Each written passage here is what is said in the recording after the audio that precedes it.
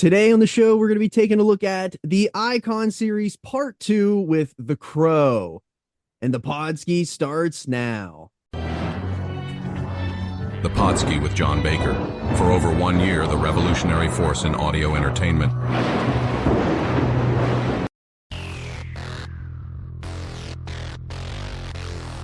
Ooh, yeah! Brother, Let me talk to you! Freak out, freak out! I just had an out-of-body experience! The insane in the membrane! Brother, Yeah! And I'm here for only one reason, and that's to take it to the limit, yeah! somebody stop the damn man! I'm living on the edge. Who is your daddy? Hello and welcome to the Podski. I am your host, Johnny Bake Show, and with me ringside today is the doctor of Podskinomics, the pizza peon, the lover of Steve Borden himself, the Pepperoni Prince. the pepperoni prince. Forgot about that one. The prince of pepperoni, Dr. JC. What The is going real people's champion. Suck it, Dwayne. I can't even get started on that. Yeah, we could I'm we gonna- could do a small series on that fuck up. Not even a small series. We could do a whole year's worth of series on why it's such a terrible idea. God, if I didn't have a job, we could do that. Yes, if we didn't have real jobs in the real world, we Shoot could- jobs, if you will. We're gonna have to quit our shoot jobs. Yeah, for real.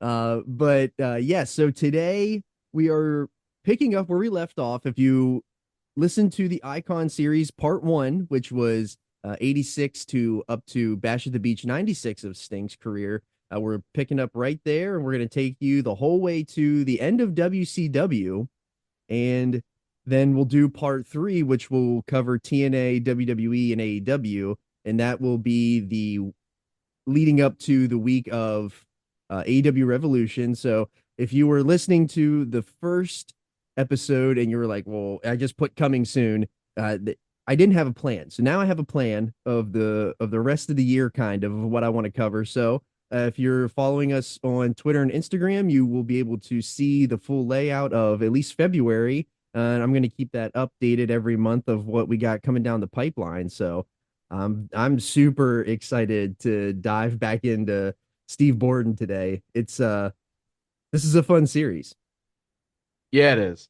Yeah, it is. It's been awesome to go in and kind of take a deeper look at some of the stuff that I thought I remembered, and kind of how things progressed and what I remembered with rose-colored glasses and what I remembered differently or didn't remember. So it's been really cool to go back and, take a re-look at stuff and see how things actually were objectively in 2024 lenses, or if you call that objectively, I guess. But it's been cool to go back and see some of this and maybe pick up on some stuff that I either didn't watch when I was a kid or don't quite remember as well. So yeah, it's been great, and it's a small tribute we can do for a person who has contributed so much to a art form, business, whatever you want to call it, that we both appreciate so much. Yeah, I like what you said there about like going back and looking at stuff and trying to remember, because not even trying to remember, but just refreshing the brain, because we're going to talk about like one of the biggest pay-per-views that ever happened in WCW history. We're going to talk about that later. And just, I didn't remember how like awful that was. Mm-hmm. And because I remember watching it, like I've mentioned it multiple times here. I started a Nitro watch along, and Sting, like whenever he changed into this Crow gimmick, it was awesome. And then just like not remembering everything that you see, but just remembering how awesome the Crow was. And I'm really glad that we get to take a trip down memory lane here with the Crow. Yeah, for sure. Bringing back good memories, and it was unearthing some late stage Nitro bad memories. But Oh my. Oh. we'll talk about Vampiro briefly. But yeah, we can just pick up here where we left off from the last episode. We we ended the last episode at Bash at the Beach 96. And the Bash at the Beach 96 was such an important, I mean, now looking back with 2024 rose-colored glasses, this pay-per-view is the biggest, it feels like the biggest pay-per-view in the industry's history. In what we would technically, I guess, in terms of modern terms, call modern. Because I would think people would say that WrestleMania 1 is probably the most important, but I guess I would argue that Bash at the Beach 96 changed the business forever.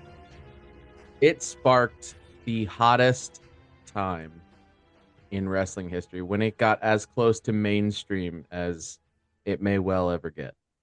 Yeah, I don't know if it'll ever return that hot ever, regardless of what it does. And you look at the presentation, like regardless of the significance of what it was, but you just look at the presentation of it all. Mm-hmm. And it is butt cheeks. Like I will. Not. The stage does not look great. I'll disagree. I love the stage. I love those 90 stages. I love the sand. I'm sure that was such a pain in the ass to set up. No, I mean, so what I mean for at the time, yeah, it was appropriate and like cool. But then like you look at what they can do today and the level of things they can do today, whether it's AEW, WWE, sure. Yeah. So I appreciate it in context. And I do agree those themed stages where they had physical props, like there's something to be said for the big screens, and I get it, but like you do lose some of the fun and like the big sickles from what was it, Judgment Day or Backlash? Yeah, Judgment. Yeah, that was Backlash that had the big sickles. Yeah, like come on, that's some dope shit. Blood. Halloween Havoc with the ghoul and the pumpkin, like yes, give me that pumpkin in my backyard every day. Yes. So, but yeah, I in going back and watching that, I watched that a couple months ago, maybe just as a refresher. I don't remember what made me think about it, but I remember thinking, man, just like for the time, good shit. But then like you look at it in the modern context and it's like, oh, this does not age as well. But if you appreciate that, if you can appreciate the era and stuff, good shit. Yeah, so kind of where we left off too is the formation of the NWO was starting with Nash and Hall. And Nash obviously comes down Canadian tuxedo, does the whole why yeah. you know who I am, but you don't know why I'm here. Then Kevin Nash comes in a few weeks later. Then they tease that they have a third man, and the third man, no one really knew who it was, and it was rumored that it was going to be Sting. And the reason it was going to be Sting was as if they couldn't get Hogan. So when I know that Bischoff has said, and I know in the book of WC, the book of the Death of WCW book, they were convinced that Hogan was going to do the right thing when he left the curtain to come down to save. And I guess I should probably lay out a little more context here. It was with the 3-on-2 with the Outsiders versus Sting, Luger, and Macho Man all in the paint. Wonderful set of figures. Need to find them all. Yeah, that is a great set, by the way. That was a Target exclusive, I believe. Yeah, that was prior to me collecting, and I'm very disappointed in that because I would have bought the shit out of that. Yeah. Oh, it's such a good set. But they work the match basically. They take out Luger right away to even the odds. Well, that's good because he can't work for shit anyway, so he wasn't that much. But that was what they kind of did to even the odds out. Yep. The Outsiders was to take Luger out, and then it became essentially a 2-on-2. And then they've got Sting out of the ring, and they're holding down Macho Man, and they're just beating the tar out of him. And here comes Hulkamania, strutting ass down the aisle, not knowing whether or not. I feel like we need to take a quick second to talk about Hogan's fit. Why is he wearing like yellow cowboy boots to like come down here and work this. But like I feel like it's such an awesome fit. It's an underrated fit. because it pops, brother. Yeah. The fans want to see the red and the yellow. You got to give them the red and the yellow. Damn. Yeah, he comes. So yeah, you were talking about them, sort of the build up to it. Um, and it's interesting when you kind of go back and look at behind the scenes and hear about what was going on. Like Sting understood that the character was starting to, run downhill, and that the Mhm. 90s had that counterculture, anti-hero, grunge kind of feel to it, and that the sequins, the blonde hair, the white meat baby face wasn't going to work anymore. Um, so he had begun to kind of have that sense. That's why you saw him stop dyeing his hair, and it was starting to grow back out. Um, and he had changed sort of the colors. It wasn't all neon colors anymore. It was neon accent colors Yeah. with darker main colors. Um, and then, like you said, he was when Hogan didn't initially want to do the heel turn, Sting was going to be the he was going to be the third man. Yeah. So it's interesting to think about, like you said, what happened um, if Hogan went into business for himself, which would happen later. Um, what would have happened if Hogan went into business for himself and decided not to go with that plan in the moment? Right. Um, and how would like did Sting and Bischoff have a side thing? Hey, if this is what happens, Right. you gotta take back control of this thing. It's kind of interesting to think about that. Like, what if Hogan went out there and didn't do the turn? Like, Yeah. I almost want to know what plan B was. Like, how If does there even was one. if there, that's true, what if there even was a plan B? Because I'm not even convinced that there was. Yeah. And it's just when you start thinking about it, you get your wheels turning. Like, what if the turn didn't happen and Sting had to come in and like try to like fix that? Probably would have been WCW 2000 before WCW 2000. Probably would have been pure chaos. Or WrestleMania 40 booking. Well, There's gonna be a theme. You'll be able to tell when we recorded this one. yeah, yeah, that is true. Um, Um, but it is interesting, like we were talking about, to think how would that have happened, and if there was no plan, like was Sting standing in the corner or laying on the floor by the on the mats, thinking, all right, how do I do this if he's not gonna play ball and we need to get to a certain point? right. It's very interesting. Counts, he's such a great dude, and like Right. would he have just let it play out? That's also true too. Like, what if he just lets it play out and then they get to the back and then it's like chaos back there? Yeah. That's an interesting thing to think about. But fortunately for everybody involved, and I think Hogan making the right choice there was ultimately best for um, Sting as Mhm. well, because if you look at the time later, and maybe it's partly because of the booking and the time, no one buys him as a bad guy. Correct. It never worked, and so maybe it would have worked in that scenario, but if part of the thing was, okay, it's this invading force from WWE, and that's the context of it. If Mhm. it's not said out loud, Right. then maybe it doesn't work with Sting. It would have needed to be a complete reshuffling. Like, Mhm. he never wears paint again. He continues to grow the hair out. Kind of like maybe even something like they did with the Main Event Mafia, where he had the suit on the whole time and Oh yeah, yeah, the yeah. sunglasses. So maybe that was how it would work.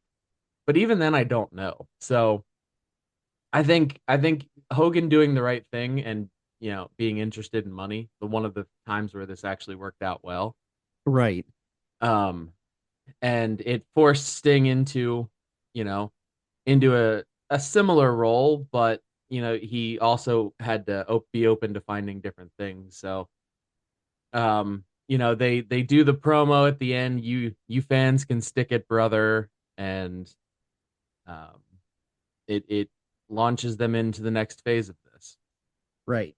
And this is like where the big character shift starts for Sting. He is, he comes out, and I have here the fall brawl, the Nitro after fall brawl, where he cuts that promo. Is War Games in there? Is that War Games? Is that in nine? Is that in fall brawl? Yes, I believe it was Fall Brawl War Games. So just a brief timeline on that. Um, so in the Nitros in the weeks after Hogan's turn, Lex and Sting are trying to get Flair and Anderson to work together to take on the NWO at War Games. They wanted to get ahead of this. They wanted to sort of end this thing early, get it done, defeat the NWO, keep it before it gets any worse. Um, and the big thing was they wanted to defend WCW. These are four of the stalwarts. They had been there since the mid to late '80s with Hmm. Sting and Luger, and then obviously Flair and Arn before that. So these were the WCW guys. So they have it set up. They do the build to them deciding to work together, and Arn and Rick working with those two.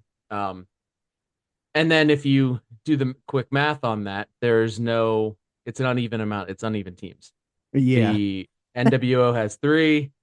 Uh, the WCW has four. And they don't obviously want to spoil anything. And that they might not have known who would be the next person after that at this point. So they start insinuating that it might be Sting, who would Yes. be the fourth guy, and that he would turn as well. And I thought it was interesting that they played off this Hogan turn for that, because if Hogan could turn, then Yeah. anybody could turn. So they were using that as a way to sort of plant seeds of doubt with Sting.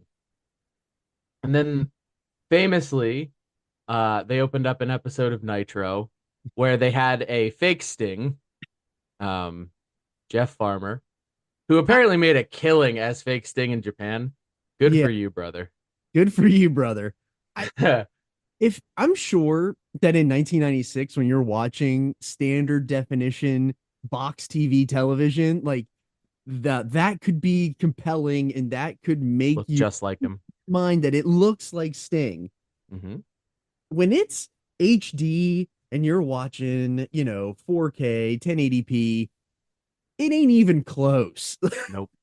Not really that close at all. In the building, it probably, like, if you were sitting in the nosebleeds, it was kind of believable. Yeah. But damn, man, when you fire up Peacock and you're watching this, it's not believable at all. Yeah. No. I think that's like No. kind of the charm of the time as well. Like, you Right. get away with stuff like that because of the technological drawbacks that you just didn't have back in the 90s. 100%. And another thing that bothered me, and this happened several times in WCW that I can think of, especially around Sting, they would have their backs to the hard cam, Yes. whether that's in a promo or in other things like the Shockmaster scene. All you see is the British Bulldog's back. Yes. Why do they And do then that? I WCW? don't know. And then in the promo where so fake Sting gets out of the limo and Luger comes up to confront, and the NWO beats the tar out of him, right? And it's fake Sting beating him up, whatever. Okay. So after this, now in real life, this is one of Sting's best friends. Okay. Yeah. So, and even if you don't know that backstage part, the man has worked with Sting for probably a decade now, on and off. And so, this goes back to what you said. When you look at it in high def, it's like, Lex, come on. You can't even keep kayfabe on this one, brother. There is no way that you don't know that that's not Sting. Anyway, so they do a backstage, and it's Lex, Arn, and Flair, and they're talking and whatever. And then Sting comes in, and all you see is the man's neck and back. Yeah. And I'm like, bro, That's can you stand to the side. Can Yeah. we shoot this differently? Move the camera a piece? Like, I'm sure it's on a tripod or whatever, but like production wise, can we like figure this out a little better?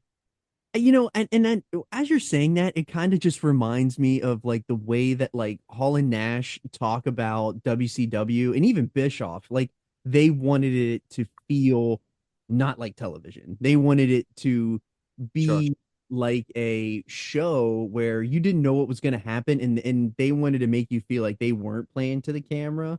And that Mm. just sometimes, damn, when you go back and watch it, that's damn infuriating when you just have so Yeah.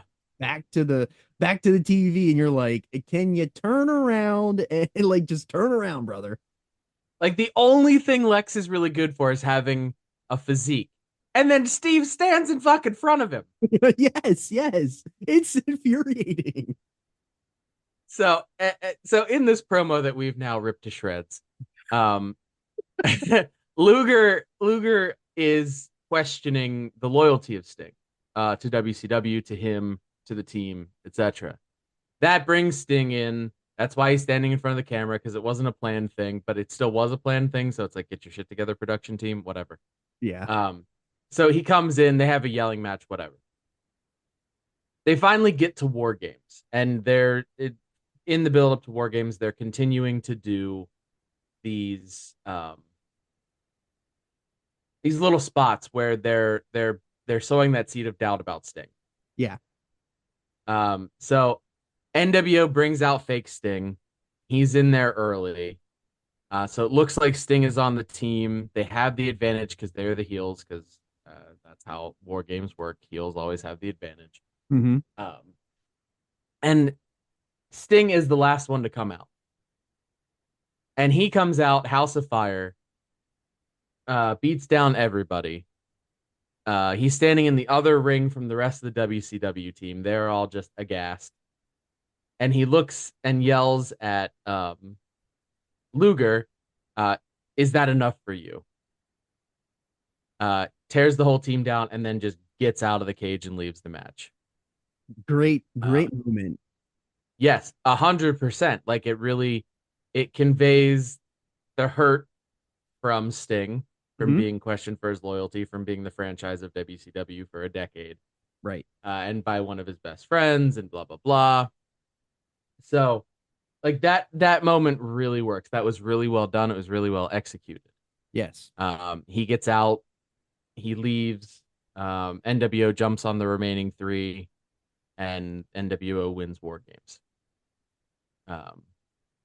The next night on Nitro, um, Sting comes out, and you could almost call this like a pre-pipe bomb, mid Yeah. 90s kind of pipe bomb. I mean, it was still restrained. It wasn't too much inside business. It wasn't too much, um, but for the time and for the person and the character, it's kind of it started to skirt a little bit of reality. Yes. Uh, Yeah. This is so the this was set up.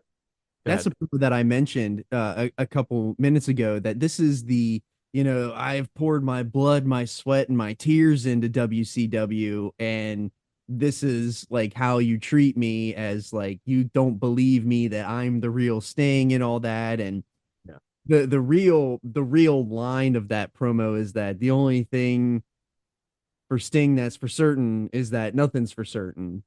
Yeah. And it was such a good promo. He does have the longer-ish black hair now. He's got the red and the white. It's Yeah, very, he's still Surfer in appearance, but you can see it's a weird transition between. So if you know what's coming, you can see what's coming. But he's got the still the Surfer tights, the Surfer paint, but he's starting to air those grievances. yes. Um, and he says he's a free agent, Hmm. and that he'll only show up to WCW when fans least expect it. And then this was a really awesome thing that they did as well. They took him off for a little while, Yeah. and he was over in Japan working for New Japan. Hmm. So he was away, and it made people think, well, shit, was that serious? Yeah. Started blurring the lines of reality and kayfabe Yep. very well. Like this is what WCW really capitalized on, was blurring the lines of reality and kayfabe, and they really did an amazing job with Sting with this. Yeah. And especially for the time, like you see it more today where they go where performers will go even further Mm-hmm. um with it. And again, you can think of some of the CM Punk stuff, some of the late AEW Cody stuff where he Yeah, starts blurring. And occasionally they kind of get in the vicinity of this in WCW, not super often. right. Um, but every now and again. Uh, but this for the time, this was kind of the closest that you got. Um, Inside. before they really started kicking off the Attitude Era Yeah. and all that stuff with Austin and McMahon, and then you really started blurring those lines a little bit. But so Steve is out in New Japan, and he comes back, um, and this is where you get the first inkling of the Crow look. So it's still the paint itself looks kind of like he was always doing, kind of around the mouth, um, and up on the nose Mhm. and on the forehead, and it's all white, and then it has a couple black stripes, very much like the comic book character Eric Draven. Yes. Like they should have gotten sued. It was so close. Um, so that he debuts that look, um, on October 21st, 1996, that episode of Nitro. We talked about the Crow, but so the gimmick was inspired by this. It was originally a comic that was turned into a movie called The Crow. Scott Hall had seen the movie adaptation. It was released in 1994. Mhm. And one day in the locker room, they were talking about what was going on and Sting's gimmick and where they were going with the NWO and him. And Scott came up, and Scott put the pieces together and said, "Hey, um, this is an idea that might work for you." And he's often said, whether it helps me or helps somebody else, everything helps the business. Mhm. So if I have an idea, I'll go up and say it to somebody. Um, Which is and contrary to like what a lot of people say about the NWO later, in the yeah, fact that like this great character was literally just brought up just because Paul watched The Crow, yeah, and like the him watching this movie and then inspired him to be like, maybe you should try something like this, Sting. And like that is what's really interesting, that it's just all like, just he just saw it in a movie and he's like, let's do this. And pretty much Sting carbon copied the paint originally, and the evolution that ends up happening with the paint, I think, is a really interesting one too. That if you're following along on YouTube, you'll see the progression of the paint as we go along here. yeah. And so it's interesting when people say like, um, what the NWO would or wouldn't do, and what Scott would or wouldn't do as far as giving ideas and stuff like that. Well, you got to think, at least in this case, they needed a foil. They needed that strong baby face to be the heel against. Right. So whether he liked Steve Borden personally or not, or would have given it to somebody else or not, it was in their best interest to have that, you know, anti-hero babyface, because they understood that that the babyface heel sort of mentality had flipped in the 90s, Right. and that wasn't what people wanted. They wanted cool bad guys, and that's what was getting over. Yes. And so you can't have the same kind of babyface if you have a different kind of heel. So to do all of that, but also realize that, hey, we need a foil. If we just are running over people, which quite frankly they ran over the entire roster 3 times over. Um, but there was one person they never really ran over, and Right. that's why he was so popular. Like, Right. people invested in him as the hero, the good guy, whether it was in a different medium or not. It was still the classic good guy, bad guy, Hmm. just with a different flavor to it because of the time. Right. So, The um, super interesting to see how that flips around. Right. The other interesting note that I want to add here before we move on from the promo is that this begins. This is where Sting and the Crow is obviously born, and he dons the new paint and everything, but he doesn't speak a word or wrestle for 15 months. Mm-hmm. And like that promo was where it all started. And then he comes out, and even though he's wearing the Crow paint and he's in the ring and he's standing there, he doesn't speak a word. And we'll touch more on that as we go. But like this is the start of that 15 months run of where he doesn't speak a word, doesn't wrestle a match or anything. Yeah. So in this moment when he debuts the new look, it's because the NWO called him down and wanted him to join. He comes down, takes out the fake Sting, who was in the ring with them. Says the only thing that's for sure about Sting is nothing's for sure. Drops the mic and walks out, and that is the last time you hear him speak. Until weirdly yelling "Mamacita" while being lifted up by some of the Lucha guys at Starrcade '97. It was a weird day for Steve Gordon. Yeah, that. So after this, there's a lot of continuing to build the mystery. You see him in the rafters. He doesn't do anything. You see the continuation of the paint starting to change. He would come down occasionally and test the loyalty of WCW wrestlers, offering them a free shot on him with the baseball bat. So that's where the baseball bat came from. Or he would hand them the bat and then walk a couple paces, turn around, and let them take a shot. So he would test their loyalty.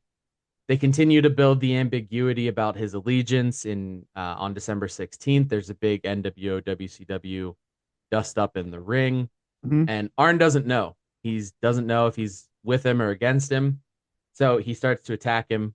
Sting fights back, kind of blurring that allegiance line even further. You can kind of see that his face, he's like, shit. Yeah. I didn't necessarily want to do that, but like, same thing. Yeah. Yeah, so they keep blurring those lines about his allegiance. And it kind of comes to a crescendo as far as this will he or won't he be a WCW guy in early 97, where they do a couple week angle where Sting seemingly joins the NWO. He never says yes or no. He just kind of comes in and stands with them. And the following week, they come out and do a promo. He walks out with them and he looks super disinterested and disgusted, but he's there. And then the week after, he pulls a Lindros and gets a shirt or a jersey, but doesn't wear it. And then at Uncensored, in the middle of the match, I shouldn't say at the middle of the match, he attacks Hogan and Macho Man and somebody else. I forget who the other person was. But he attacks the NWO, and that kind of signifies bing, bang, boom. He is a WCW guy, and that's where he's going to live in this story, and it solidifies him as the big baby face. And then this is really where they kick it into overdrive with the idea that there's a baby face and a heel, and Sting is that guy. You're not going to see him wrestle, but you will see him every other week, most weeks. And it's usually the same formula. They have an NWO main event. Hogan comes down, playing the guitar on the belt, blah, blah, blah. Big beat down at the end because they cheated. And then Sting comes down to save the day. And they ran that for a good long while. To the point that it kind of it gets a little old if you go back and do a rewatch all at once a week. I think it works. Yeah, when you start doing it multiple times a week, it starts to lose its luster. Like, and that's kind of the thing that was the thing that is synonymous with WCW. They found one thing that worked very, very well, and then they just ran it into the ground because they just kept giving it to you because that's what you wanted as a fan. They would do you fan service. They just did overkill fan service to the point where we're kind of getting over what we're seeing here. Yeah. And again, like I said, if you're binging it, it's one thing. Like if you binge it, then it's like, okay, after the second or third one, it's like, all right, we get the point. Right. But on weekly episodic television, it just helps build that point that, okay, this, he is definitely the good guy. He definitely has their number. Mhm. Even when there's more than one of them, he's got the bat, Right. and he is that dude. So And him just dropping in from the rafters too, like him just piping in at the most random times, like even when there's always an NWO WCW dust up, you just knew Sting was coming from somewhere in the rafters. You just didn't know when. And when he did, the amount of crowd response that he would get was you just knew that it was clear as day that this is the savior of WCW. And but he also, like with the Arn thing that you mentioned, he blurred the lines. Like I don't want to be a part of WCW. I don't want to be a part of NWO. I want to be Sting. I just want to be here, and I want to do what's best for all of us.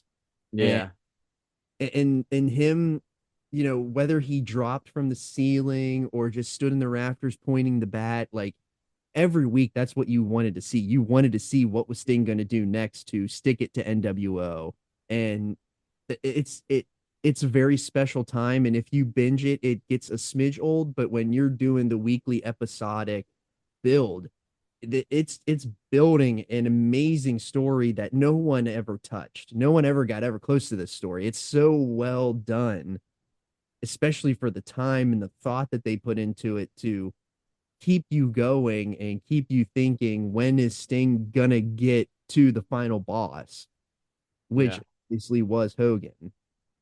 yeah. And they would do, and they knew. I think the idea that it could get stale doing this every week, so they would throw in little subplots like him and DDP, Yes.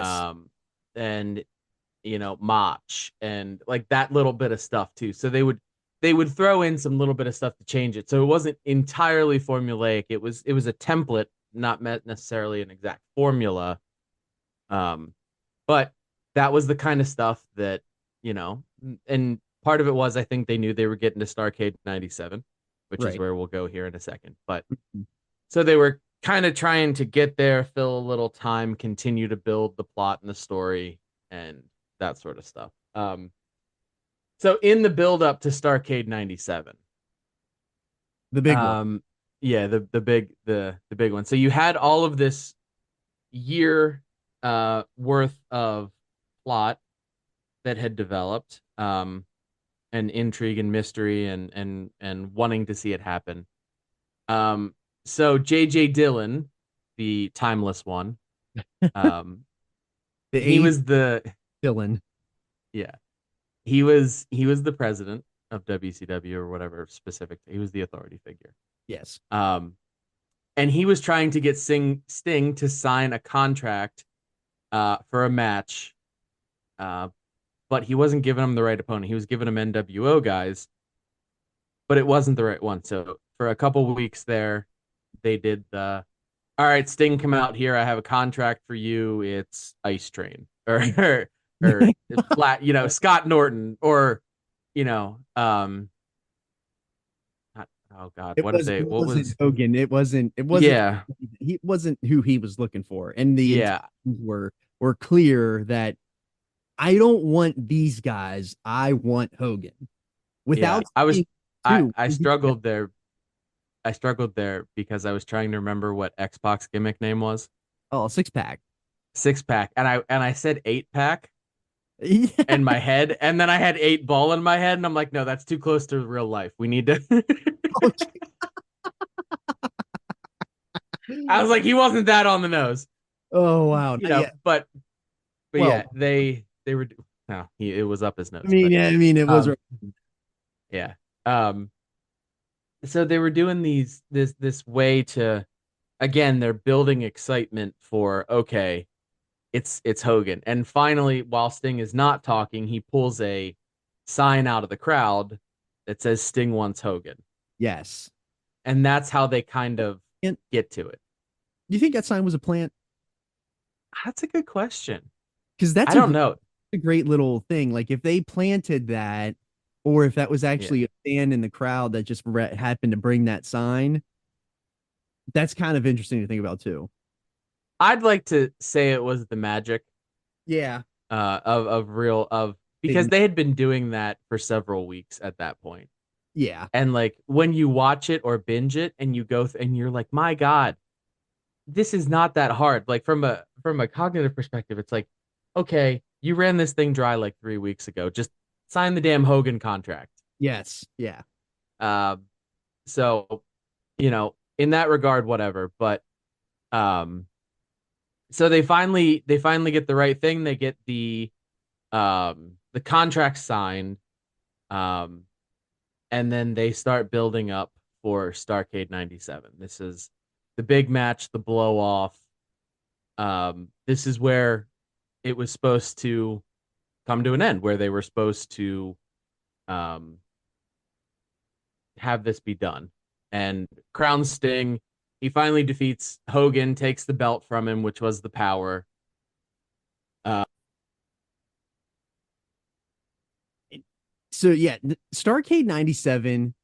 I'm so excited to talk about Starrcade 97 because we finally made it here. And this, like, what could have been. yeah, And absolutely. I feel like that's what we say a lot about WCW is like what could have been. And this was the moment.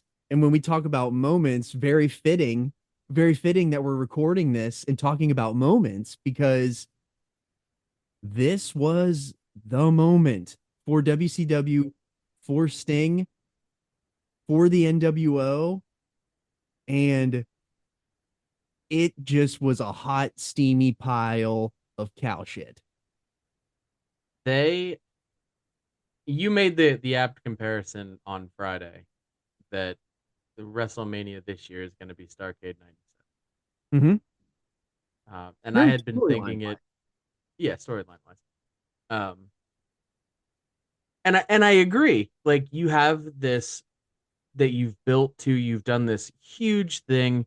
You're at the finish line. You just have to do the right thing, Mm-hmm. and then you just epically screw this up. Yes, because And there's yes, you have the some of the biggest stars that have ever been in the business historically. There's politicking. There's I that doesn't work for me, brother. And we'll talk about some of the conspiracies behind this. But where we're at in the time frame, if you're like Starrcade 97 is right after the screw job. right, This is where like Brett just is fresh into WCW. He literally showed up, I believe, the week before Starrcade 97. Like, there is no reason that WCW should not have all of the momentum. And rightfully so they do. And it's just like what are we doing here? Why do we have to overcomplicate things? And I think the reason that it got overcomplicated was what happened earlier in the day before the show started with Bischoff and Hogan and Sting all coming together to work on the match and come up with the finish. yeah. And So there was an interesting thing that you said there that kind of sparked a bit of a conversation in my head and a parallel to what's going on, yeah, in current WWE world. Um, you have this thing, you have this wonderful creative story, and you built this thing, and there was two problems with it. They screwed it up mhm, because of egos, and whether Sting was physically, mentally ready or not, okay, whatever. yeah, we'll touch on that. Yeah. So because sounds like there's some Steve Borden blame to go around too, and he acknowledges that. But um they they did the biggest business they had done to that point with this thing, Hmm. you know. They didn't have a plan afterwards. Right. And then, they made all this money at Starrcade 97. They somehow finished up the right way, but it wasn't done the right way. And there are a lot of people, when you look at and analyze what was the death of WCW, A lot It's of people point to that right there. the death of WCW for me, it starts with this show. Yes, Shivani says the same thing. And I mean, yes, there was other things going on. They jumped the shark multiple times. The Russo era of booking, um, the death of the NWO, and that it wasn't a clean death, that they let it drag out and then peter out. Mm-hmm.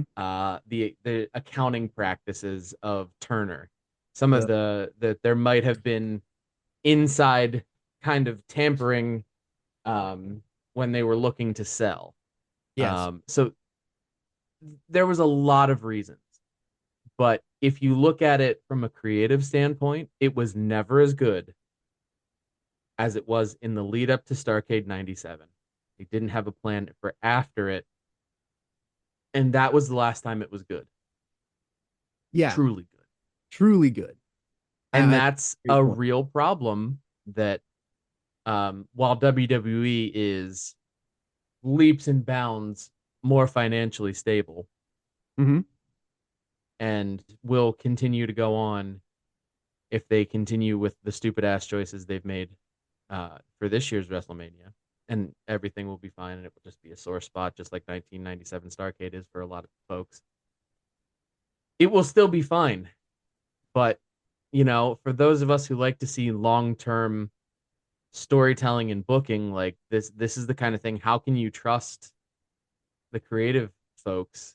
Just like how could you trust them after Starrcade 97? They did this big, wonderful thing and then promptly shit the bed. And Mm-hmm. it's the same thing happening again. Right. So like, and their business was never as good. This Nope. was where they started to become less hot. Mm-hmm. And, WWE just has kind of gotten to the point where they're really on fire. And the storylines are as good as WWE is going to do.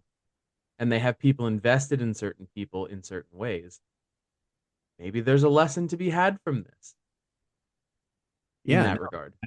I agree. And when you have people invested in years worth of storytelling to like we all understand that Sting was on the path to become the guy.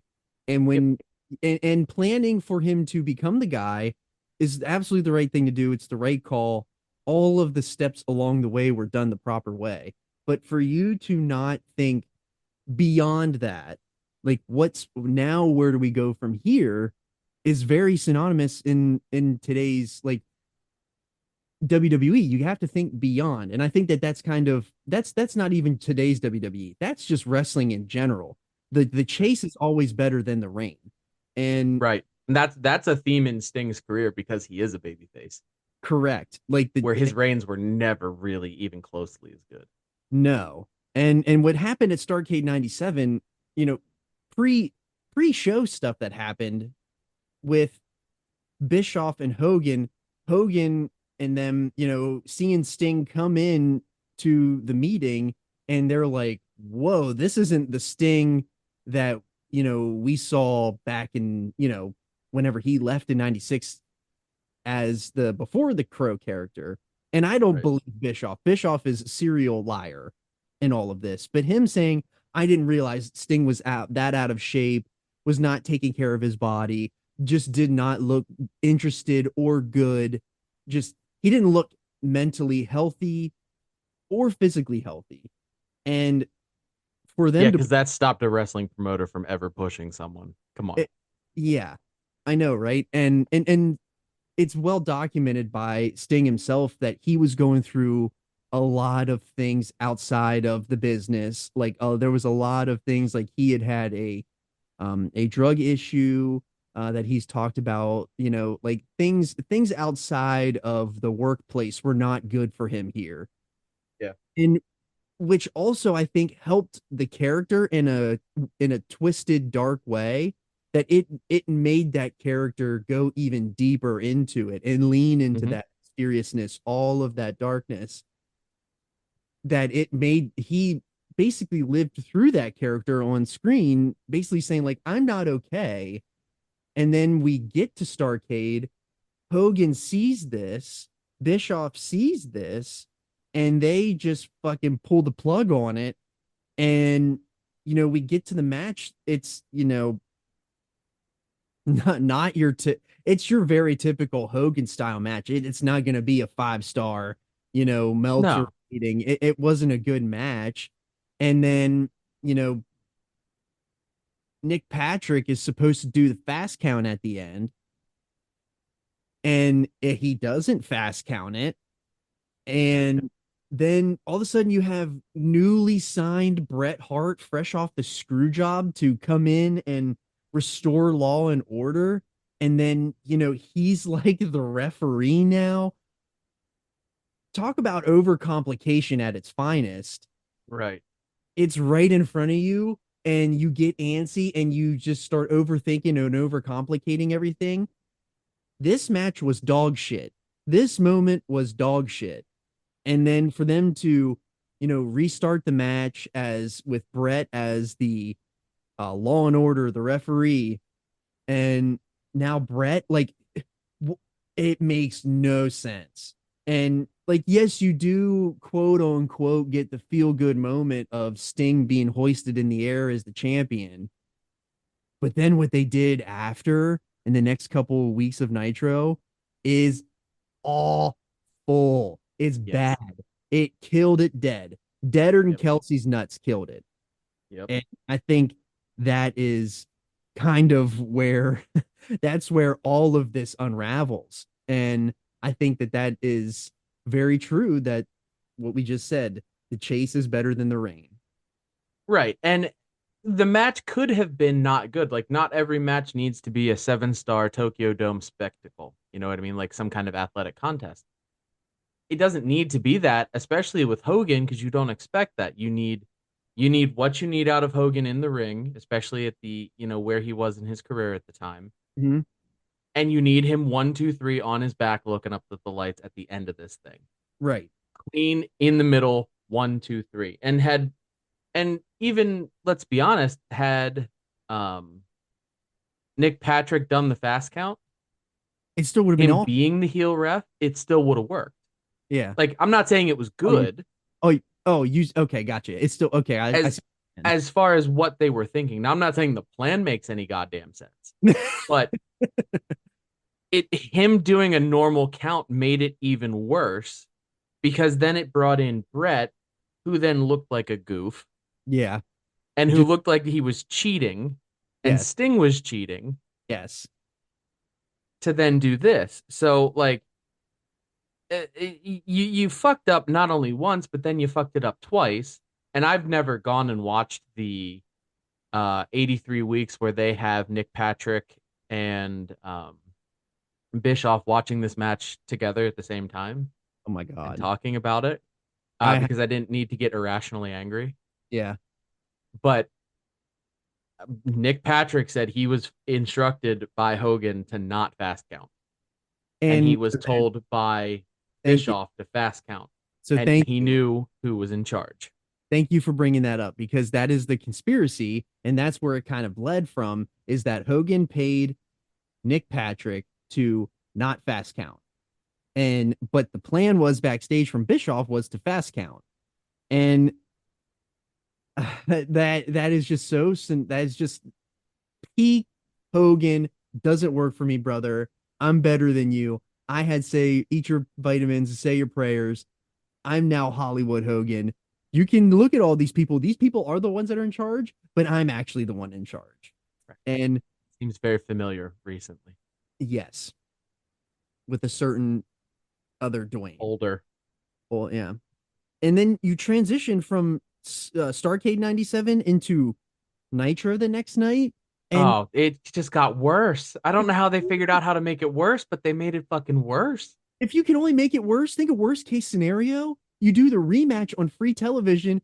People just paid to watch this match. People wanted to see this match. They had over 800,000 people buy this match, buy this pay-per-view to see this match. And then you give it to them free on TV the following night.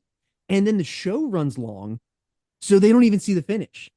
And they say that was on purpose because they wanted them to go watch Thunder and see the ending of it. And the ending sucked. So now you've brought them up, let them down. Yes. Brought them up, let them down again. Yeah. On a brand new show after you screwed them on a Monday and screwed them on a Sunday. Yeah, let's bring him to And then- let's bring him to Thunder. Let's vacate the title. I know. My What? God. What are we doing? So at this point, Sting being champion means nothing. It means Not at all. It's bad. Oh, is it bad? Right. And this Right. is why we say that Starrcade 97 is the downfall. It is Because this is the kind of booking that you see the rest of the run of Nitro. yes. And Cattle prods. oh my God. So Vacating an entire show's worth of titles. New blood. it's so bad. It is so bad. And then even when Sting, so Sting does win the title. Sting does become Yes. the World Heavyweight Champion. Uh-huh. But At Super Brawl 8. Yeah, Super Brawl 8, he becomes world champion. It does not mean anything because the moment passed. You had the moment right in your face. You overcomplicated it because you're scared and you think that this is going to make me look bad too. And then you pivot to something else that makes absolutely no sense to what you've been doing for 15 months. And then now it's just pure chaos. And here's the thing, when they gave him the title, Wow. the only thing it served to do was further the split of the NWO storyline. Yeah. It did nothing for Steve Borden. Nope. He was an accessory to Randy Savage and Hulk Hogan because when he won the damn thing again, it was a cheat. They had Savage come in and hit Hogan with a spray paint can, which would do fuck all, first of all. Yeah. Second of all, then they used the whole thing as a way to drive a wedge between Hogan and Savage because they didn't have this planned out well enough to begin with to have a good coherent story where you don't geek out your goddamn babyface, do heel shit to make him a champion, and then cuck him the entire time for the fucking thing. Which, again, typical Sting championship reign booking, and that's not his fault. Yes. So he would go on to defend the title against Hall, Nash, DDP, and he ended up losing the title to Savage at Spring Stampede 98. And this was after an interference from Nash to make him look strong after you geeked him out for an entire title reign. So this is even worse. This is more brothering. The next night, Hollywood does what he did in kind of what he did was at WrestleMania 9 or 10. 9. With Brett and Yoko. WrestleMania 9. Okay, so he kind of does a modified limited WrestleMania 9. Mm-hmm. Comes in, demands a title shot, gets it, and wins it after an interference from Bret Hart. Yeah. What? The ultimate babyface. Who just got screwed? Who literally, yes, got screwed a few months before. And got screwed by him at WrestleMania 9, both on camera and off camera. Yeah. What? It's like what you. It is what you have here on your notes. The bloom is off the nitros. Oh my God. Just absolutely. My note on that was, what in the fuck was this booking, brother? Yeah. And that's exactly what it was. He got hit with a jet ski in the face again. Quote unquote. He had a big quote unquote. Wasn't Savage punching him in the face. It should have been Sting punching him in the fucking face. If you ever had a real use for a goddamn baseball bat, Steve Borden, it was Hogan and his fucking knees. They're almost gone anyway. You could have just ended this fucking bullshit. Would have saved WCW a buttload of goddamn money from all the suits later on. Way to go, Steve. Way to be forward thinking. It's just, and this is where 98 is just such a wild year for Sting. Yeah. And the NWO thing, it's ran its course. You've been doing it for a year and a half now, going on 2 years. And then they do the split into the Wolfpack. And at the time, the Wolfpack, I'll admit, the Wolfpack, the music is fantastic.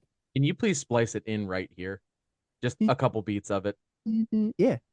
The Wolfpack music, fantastic.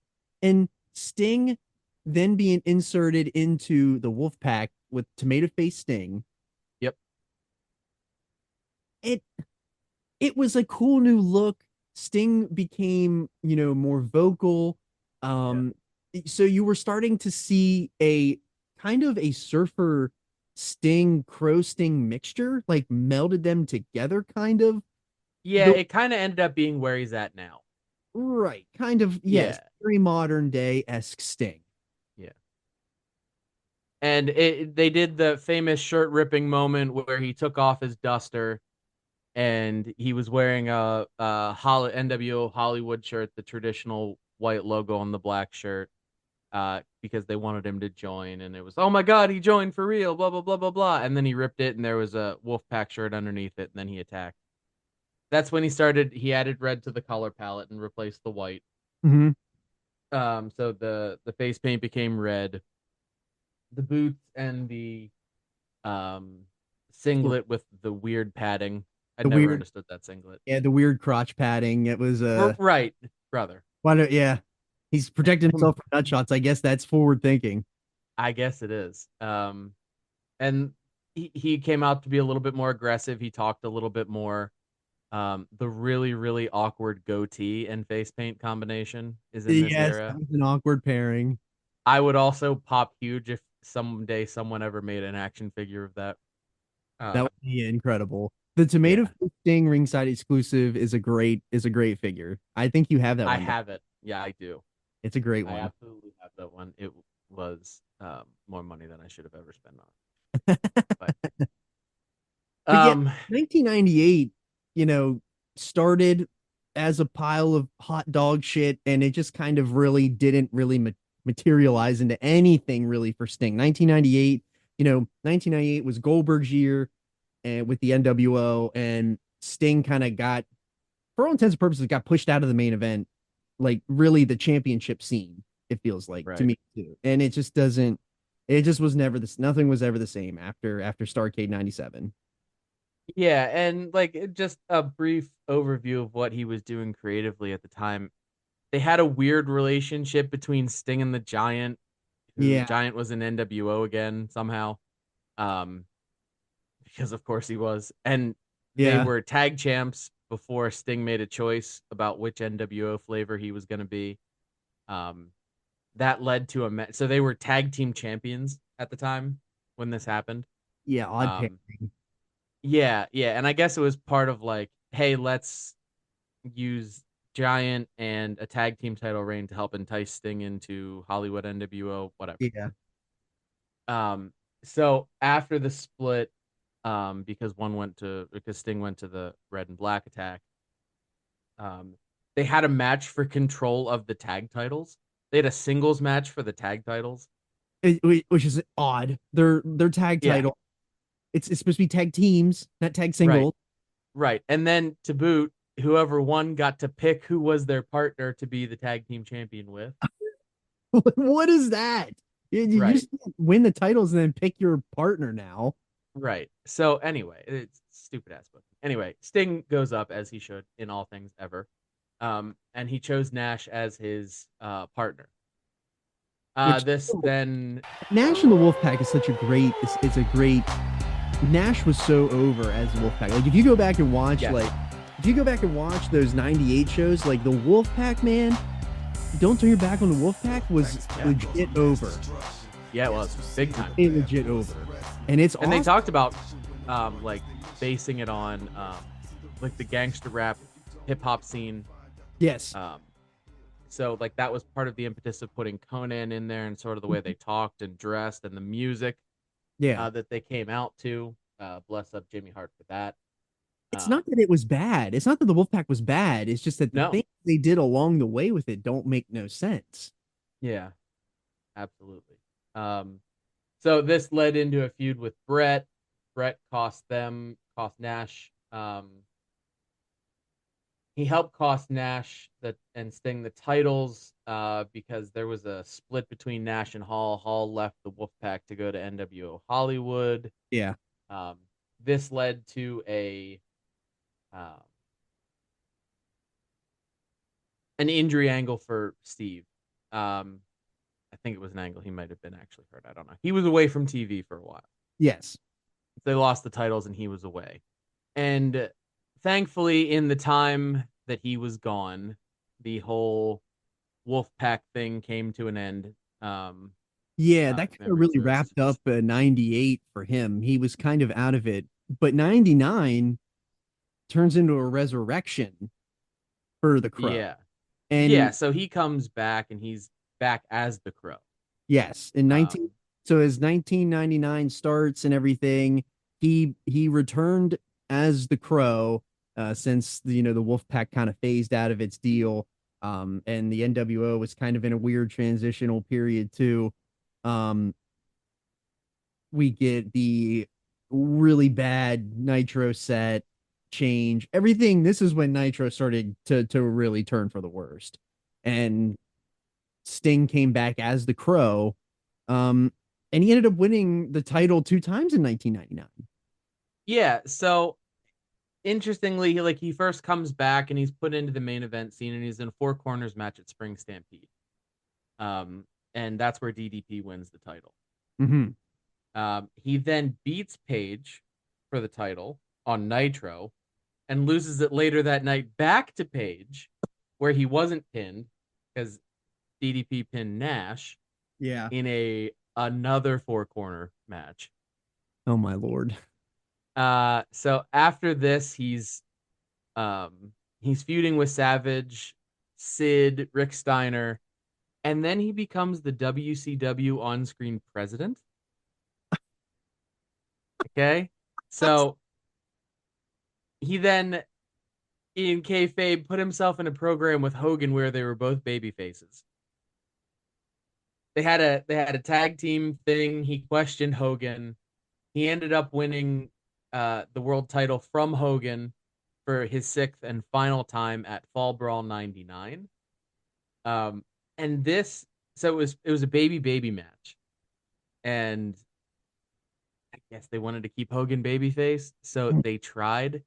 This is where they tried and spectacularly failed, and probably for the best, Yeah. to make Sting a heel. So Luger brought down Sting's bat and he used it over the I think he went over the back of Hogan with it to get the win. And But as we talked about before, no one ever buys Sting as a heel. right. So just stop trying to make him a bad guy. No one believed that Stone Cold Steve Austin was a heel. Now I know that Right. was on like down the line years later, but no one believed, no one wanted to root against Sting. So stop No one did. trying to do it. Yeah. Oh, excuse me. So they kept pushing this because Russo booking. So they kept trying to do this. They kept trying to do it. Eventually he stripped. So he has a Halloween Havoc match with Hogan where Hogan laid down for him. Which, what the fuck? Yeah. And then the next night there's an open challenge match that he has with Goldberg. And I guess to get out of the match, he attacks the referee. I couldn't bring myself to go back and find this. To do this. So they ended up stripping him of the title for his last title reign. So that's twice he's been stripped. Yeah. Because you don't know what the fuck you're doing and you have no plan. Anyway. Yeah. So they get back to, so we're in the, as Tony Schiavone calls it, the coffin on roller skates portion of WCW. It literally is a coffin on roller skates. This is the bad part of WCW. We're like 99, early 2000. Yeah. So he goes back to being a babyface because he always was. At Mayhem, they had some kind of tournament and he lost to Brett, but he shook his hand at the end of it. I don't know why you put Brett over, but whatever. Further, he had some further forgettable feuds, one of them including Luger, late 99, 2000. And then they do the reboot. Oh my. Oh my. Yeah. Yeah. My notes, I wrote down after the reboot, he feuded with Vampiro and was burned alive or whatever. Russo womp womp. Human Torch. He comes back at Bash at the Beach 2000. So they clearly stole Undertaker's gimmick. They had Vampiro come out in a casket. Mm-hmm. And he had dick druids like Joey Janela, but they Wait, were in Sting masks. oh my gosh. And naturally, when you see a group of people in a Sting mask, it is inevitable that one of them is Sting. Yes. Um, so one of them is Sting. I guess he's in a casket. They open it up, and Sting starts whooping that ass. Um, Bash at of the the end of this, 2000 is a great show that we should do down the pipeline because it's such a train wreck between this and then Hogan and Jarrett. Oh my God. Bash of the Beach yeah, 2000 is that signified the end of WCW for me. It's the end. yeah, and why they had in kayfabe Sting get lit on fire and then to boot jump off a high ass platform. Uh He's already on fire. What's the difference? yeah, yeah. He's gonna burn to death. Do we need to kill him before he burns to death? Uh, Like Jesus Christ. Like anyway, stupid bullshit. Anyway, he's burned to death and he's apparently dead. He comes back. He's then dead again, I guess, because he's not on TV for a while until the final episode of Nitro. oh my So God. yeah, so we have Oh my God. we're at the point now where we're at the end of this, and WWE comes in for the final recording or the final live show. It's the syndicated show, Mm-hmm. or the simulcast. I'm sorry, the simulcast. And naturally, when WWE needed or when WCW needed something, they pulled the Sting and Ric Flair um, emergency button.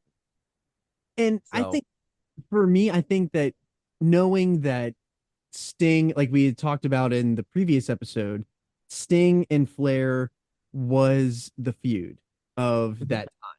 And for them to be the first main event of Nitro, and then, you know, hindsight being that they end up being the final main event of Nitro, I felt like that was the perfect close of the book of WCW. yeah, And and I agree. I agree. not that Flair was at the top of his game here, like he kind of was in 95. I don't even know if we could even really say that Flair was at the top of his game in 95 either, but Or um in 2005 or in 2025 when he has another retirement match. I'd still say that Flair really ended up hitting his stride in especially when we get to WrestleMania 24. But Agreed. Agreed. I was joking. yeah, but it was Flair here was not the Flair that we know. Sting kind of then the Sting that we know him as today. If you're going to think about Sting, if you know Sting from today, and it's basically a carbon copy of what you got in that final, that final main event of Nitro. Yeah. I mean, it was a Sting and Ric Flair match. You had the face bumps, the back body drops, the Play the Flair hit. gets shot off into the corner, up and over. Yep. Um, they did all the things that you expect in a Flair and Sting match, and it was um excellent. It was what in hindsight, I don't know that you put another match on last for the Right. last It was a great uh call by, I'm assuming Vince and them came up with that. yeah, whoever did and brought him in, because Sting had been off TV, Flair had been off TV. That's why he was wrestling in a shirt because he felt like he didn't look TV ready. And Yeah. Sting has always been in good shape, but he wasn't like Surfer Sting level, you Right. know, jack to the gills kind of thing. But two familiar faces ending this and shutting it down the way that it was, and then Sting went over because it was Flair, so he was going to put Stinger over. And then when all the transition happened and Sting was one of the top paid guys, they had WWE gave everybody an option. You can either sit out your AOL Time Warner contract and bring home that money and you're not working, Mm-hmm. or you can have the opportunity to earn the same and or better and work with us. Um, and Sting was making that stupid money. Mm-hmm. Um, so he said, screw all this. Ted Turner, give me that check. So Yeah. And, post WCW was an interesting time for Sting because it, it's not that WWE didn't want Sting. They oh absolutely yeah. want Sting. Oh yeah. Sting just watched what the product was doing and how they killed guys like DDP. They killed Booker T in the Invasion. And Sting didn't want to be a part of that. He didn't want to have his character killed like what Right. they did to DDP and Booker T. Now, I would say that Booker T went on to then eventually, resurrect what they kind of did during the invasion. DDP never made the jump back to what he was. And, No. you know, And when they brought out the stars, like when the contracts were up and they finally brought in like the NWO and Scott Steiner, it didn't and it there was not that great. no, there's very few guys that transitioned into the tippy top guys that they were. And the Goldberg thing didn't work. The Hogan thing had a long run, had some good moments. Taught Dwayne how to Dwayne.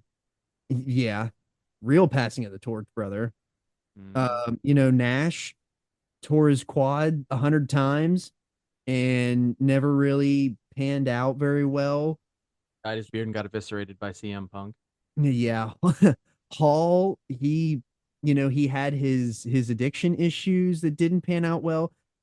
Things just did not go well for these WCW guys in the WWE environment. Now, some of that is because of, obviously Vince, killing these guys and not gonna put WCW over WWE, brother. I just bought you out. But I can absolutely resonate with Sting here of why he never went to WWE until later on. That we'll cover in part 3. But hell no, I wouldn't want to go to WWE, especially what they did to all those guys during the invasion.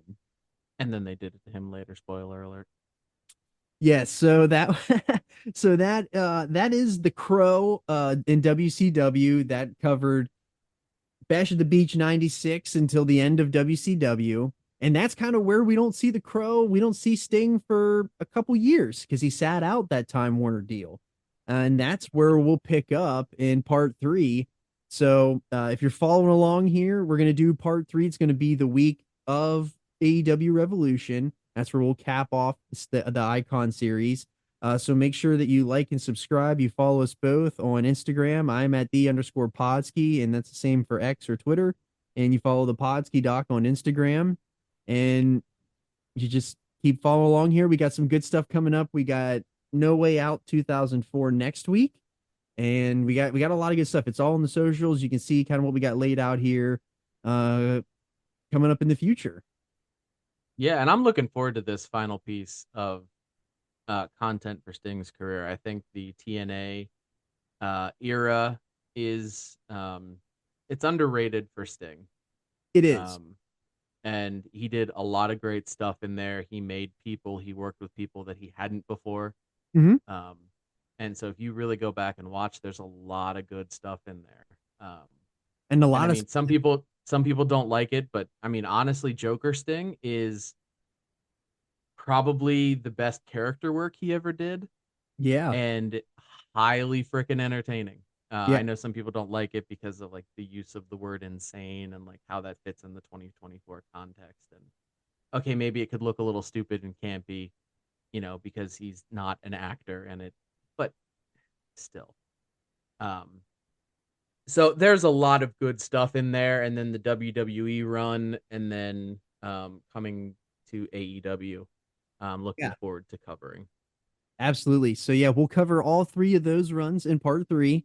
And yeah, it's just so crazy how great the Crow was and started, and then we just kind of took you down the downfall. And his fall is just the same as what WCW's was at the same time. And it's not to his fault at all. It's a lot of other stuff that we could go on for hours about the things that happened in WCW. Um, And I'm sure we probably will down the line here on the show. So, but yeah, so He's very much a mirror to how really, WCW was. really, it was whenever Sting was doing really well and great, WCW was doing really well and great. And when he was doing really bad, it was the down and dumps and the shits of WCW. Anyway, we'll talk about that in future episodes, and I'm looking forward to the next one.